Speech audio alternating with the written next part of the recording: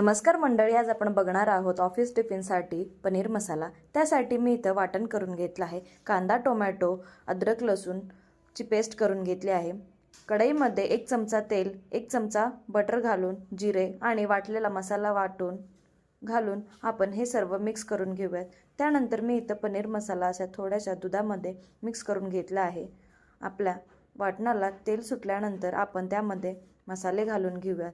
2 चमचे लाल तिखट, 1 चमचा धने पावडर, अर्धा चमचा हळद आणि अर्धा चमचा गरम मसाला घालून घेऊयात व ह्यांना व्यवस्थित असे मिक्स करून घेऊयात।